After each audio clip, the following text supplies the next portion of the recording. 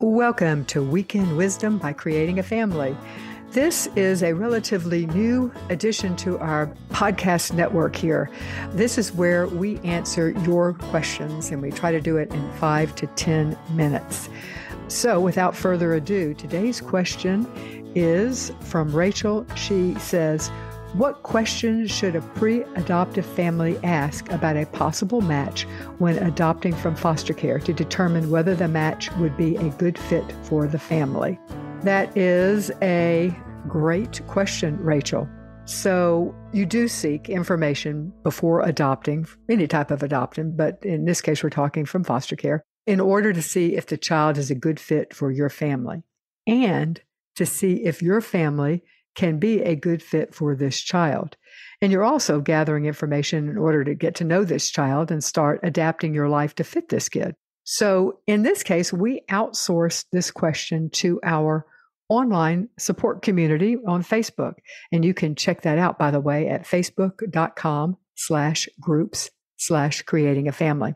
I figured we would go to the true experts, which are other people who have adopted from foster care, and ask them what questions they ask. The first suggestion is to ask to see and read the child's complete file, not a summary. In addition to gathering information on this child's past, you also want to gather health information on this child and their family in order to be prepared to parent this child. So here's a quote somebody said. She said, I also read the entire health file, which was super important because there were early signs of asthma, which he does now have a diagnosis for, and which has been significant to manage. I was able to learn more about asthma preemptively before he came. So that's just an example of why it's important to ask for the child's complete file. So some of the other questions I'm kind of dividing up into groups. The first group of questions is to get to know the child or the youth. So some of the questions you could ask is, first, how does this youth or child feel about adoption? Have they been prepared? Are they interested? Do they want to be adopted? Another question you could say, what are their likes? I mean, do they love animals? Do they love being outdoors? Do they live for sports, or do they really live for reading, et cetera, et cetera? Basically, what we're trying to figure out is if this child's interest will fit with the interests that your family has already developed, your family is already interested in.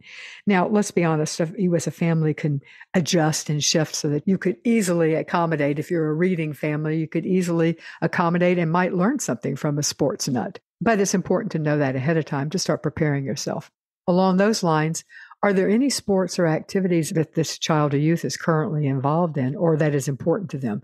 Again, you need to know that so that you can start saying, even if you're a soccer family, but this kid is gung-ho on football, well, you need to be looking for a youth football league and being able to, how do I get involved in that?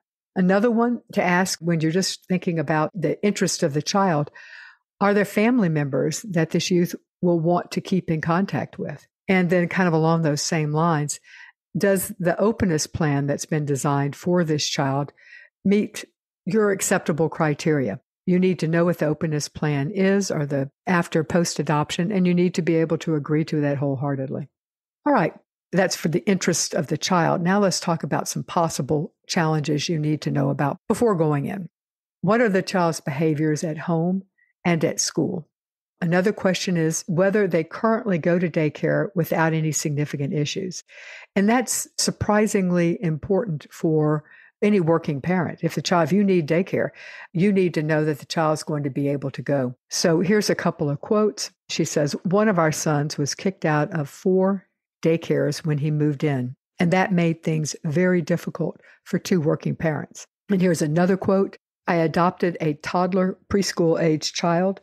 I'm a single parent, so my kids go to daycare. I ask a lot of questions about his experience in daycare to ascertain that he would be able to go to daycare, which he has.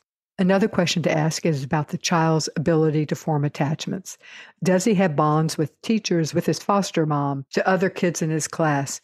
Does he play with other children and have friends? Another question to ask about potential challenges is this child or youth safe with animals?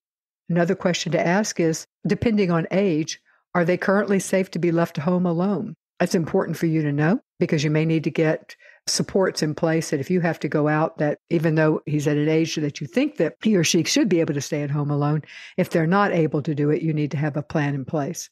If they have been moved from a foster home, ask the specific reasons why. That's important to know. And also ask if there was known sexual abuse. They may not know, quite frankly, but if they do, you want to gather this information in advance. And you may be able to find this information in the file, but it's also good to ask. In addition to questions like those that we're asking about the child, I think it's also a good idea to reverse the question and ask, is my family a good fit for this child? Or what can I or we do to be better fit for this child? Some questions to ask yourself. Am I trauma informed? Do I have the ability and willingness to look beneath these potentially difficult and destructive behaviors? Am I willing to change my parenting style to connect with and meet the needs of this child? Can I advocate for my child, even if I don't approve of their behavior? That's an important one. Can I emotionally self-regulate when all heck is breaking loose? Am I willing to do my own therapeutic work and look at my own issues and what I bring to the table? Am I willing to put aside my aspirations for the perfect child? That's another big one. Who do you have in your life to support you daily, weekly, financially, potentially, to help step in and provide daycare or respite, giving you a break for babysitting?